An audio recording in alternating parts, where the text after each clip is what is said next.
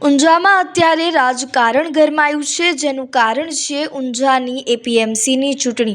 અત્યારે ઊંઝામાં એપીએમસી ચૂંટણીનો માહોલ જામ્યો છે। તેના વચ્ચે એપીએમસીના પૂર્વ વાઇસ ચેરમેન અરવિંદ પટેલનું નિવેદન સામે આવ્યું છે। તેમના દ્વારા ઘણા બધા આક્ષેપો લગાવવામાં આવ્યા છે। શું છે આક્ષેપો અને કઈ રીતના આરોપો તેમના દ્વારા ભાજપ ઉપર લગાવવામાં આવ્યા છે, આવો સાંભળીએ।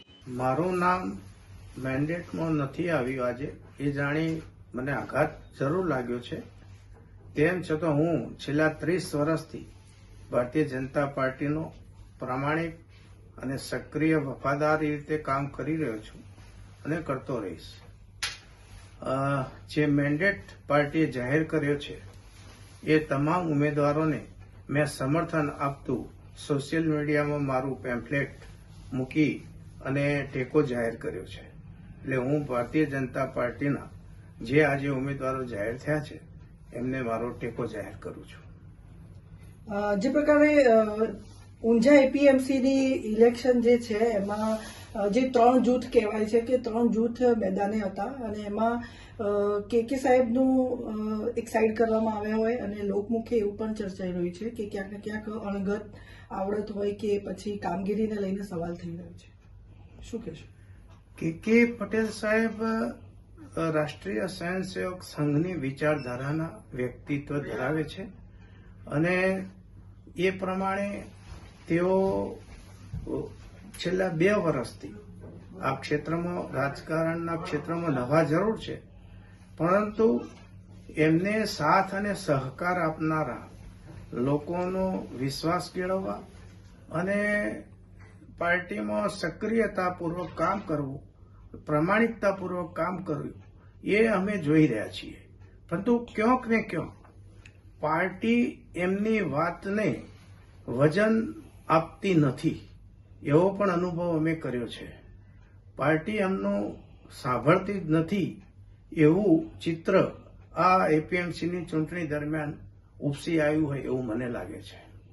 આગળની જે રણનીતિ છે કેવી રહેશે?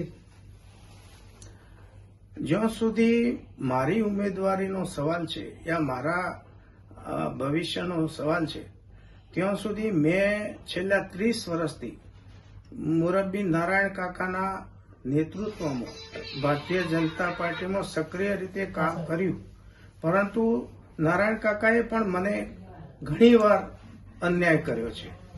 જો પદની વાત આવે તો મારું નામ તેઓ હંમેશા કાઢી નાખતા અને અત્યારે આજે જે આ નિર્ણય થયો છે એમાં પણ હાલના ધારાસભ્ય કિરીટભાઈ પટેલે પણ મને જાણે મારી સાથે ગદ્દારી કરી હોય એવો હું અનુભવ કરી રહ્યો છું, કારણ કે તેમને મને વિશ્વાસમાં લીધા સિવાય જે મેન્ડેટ જાહેર થયું એમાં મારું નામ નહોતું, તો એમની સાથે હું છેલ્લા 2 વર્ષથી પડછાયાની માફક કામ કરી રહ્યો છું।